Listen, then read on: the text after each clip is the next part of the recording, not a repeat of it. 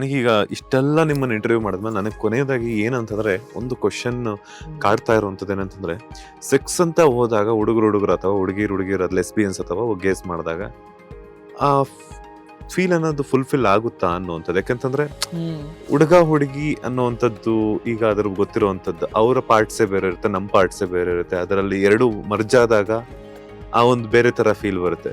But ಹುಡುಗ same ಇರುತ್ತೆ, body ಆಗಿರ್ಬೋದು, ಪಾರ್ಟ್ಸ್ ಆಗಿರ್ಬೋದು. ಹುಡುಗಿನೂ ಸೇಮ್ ಪಾರ್ಟ್ಸ್ ಇರುತ್ತೆ. ಬಟ್ ಅದೆಲ್ಲ ಅದ್ ಹೆಂಗ್ ಆಗುತ್ತೆ, ಫುಲ್ಫಿಲ್ ಆಗುತ್ತಾ ಫುಲ್ ಫ್ಲೆಡ್ಜ್ ಆಗಿ? ಸೊ ಡೆಫಿನೆಟ್ಲಿ ಪಾಯಿಂಟ್ ಅದು ಇರೋದಲ್ವಾ. ಇವಾಗ if somebody saying I am ಗೇ, ನನಗೆ ಹುಡುಗಿ ಮೇಲೆ ಆಸಕ್ತಿ ಇಲ್ಲ, ಅದರ ರೀಸನ್ ಏನಂದ್ರೆ ಅವ್ರ ಹುಡುಗನ ಜೊತೆ ಅವ್ರ ಸ್ಯಾಟಿಸ್ಫ್ಯಾಕ್ಷನ್ ಇದೆ. ಮೇಜರ್ ಪಾಯಿಂಟ್ ಏನಂದ್ರೆ ಸ್ಯಾಟಿಸ್ಫ್ಯಾಕ್ಷನ್ ಆಗ್ಲಿ ಬಿಡ್ಲಿ, ವಾಟ್ ಈಸ್ ಇಂಪಾರ್ಟೆಂಟ್. ಇವಾಗ ನಾನು ಹೇಳ್ತಾ ಇದ್ದೀನಿ ನನಗೆ ಹುಡುಗ ಇಷ್ಟ ಅಂದ್ರೆ ಅದ್ರ ಬಗ್ಗೆ ನಿಮಗೆ ರೈಟ್ಸ್ ಇಲ್ಲ to see me any differently.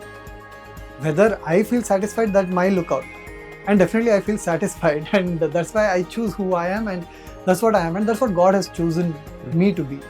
So I don't think adralli I think ನಿಮಗೆ ಎಷ್ಟು ಖುಷಿ ಆಗುತ್ತೋ ಅಷ್ಟೇ ಖುಷಿ ನಮಗೂ ಆಗುತ್ತೆ. And there are different ways of making love. Some people can just kiss each other, and for them that's what sex is. Some people can just cuddle each other, and that's what sex is. So ಆ ಪ್ರಕ್ರಿಯೆಯಲ್ಲಿ ಹಂಗೆ ಇರುತ್ತಾ, ಹಿಂಗಿರುತ್ತೆ ಅಂತ? So ಪ್ರಕ್ರಿಯೆ ಎಲ್ಲ ಸೇಮೇ ಇರುತ್ತೆ. There's no difference.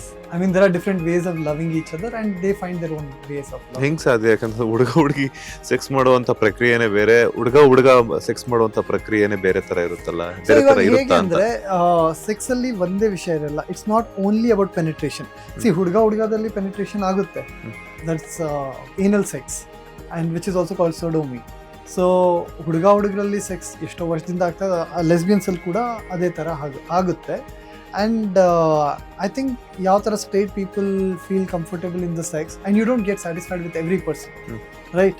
Even a straight man and straight women ಅವ್ರ relationship ಇದ್ದಾಗ ಎಲ್ಲ ಮದುವೆಯಲ್ಲೂ ಒಳ್ಳೆ ಸೆಕ್ಸ್, ಒಳ್ಳೆ ಸಂಪೂರ್ತಿ ಸೆಕ್ಷುವಲ್ ಡಿಸೈರ್ಸ್ ಆಗಲ್ಲ.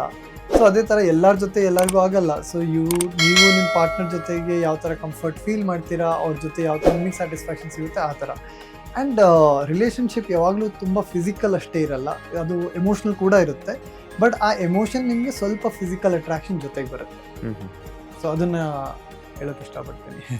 ಲೇಟೆಸ್ಟ್ ಹಾಗೂ ಇಂಟ್ರೆಸ್ಟಿಂಗ್ ಸುದ್ದಿಗಳಿಗಾಗಿ ಬಾಸ್ ಟಿವಿ ಕನ್ನಡ ಚಾನೆಲ್ನ ಸಬ್ಸ್ಕ್ರೈಬ್ ಮಾಡಿ, ಹಾಗೆಯೇ ಬೆಲ್ ಐಕಾನ್ ಪ್ರೆಸ್ ಮಾಡಿ. ಇದರ ಜೊತೆಗೆ ಫೇಸ್ಬುಕ್, ಇನ್ಸ್ಟಾಗ್ರಾಮ್, ಎಕ್ಸ್ನಲ್ಲೂ ಮಿಸ್ ಮಾಡದೆ ಫಾಲೋ ಮಾಡಿ.